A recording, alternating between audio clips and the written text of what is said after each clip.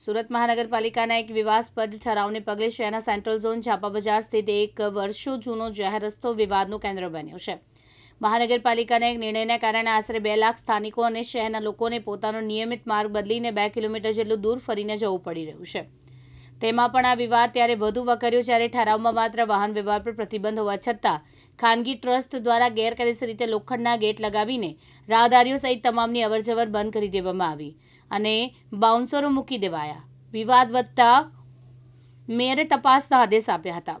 જો કે મેયરના આદેશ બાદ ગેટ હટાવી દેવામાં આવ્યો હતો. સમગ્ર વિવાદનો મૂળ એસએમસીના તારીખ 26 સપ્ટેમ્બર 2025ના ઠરાવ નંબર 1804/2025માં રહેલું છે.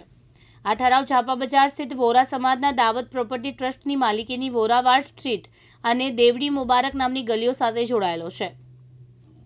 આ દરખાસ્ત મૂળભૂત રીતે 2014માં ગોપી તળાવના ડેવલપમેન્ટ માટે ટ્રસ્ટ પાસેથી જમીન લઈને તેના બદલામાં આ જાહેર રસ્તાને વાહન વ્યવહાર માટે બંધ કરવો જે તે સમયે મુલતવી કરવી હતી.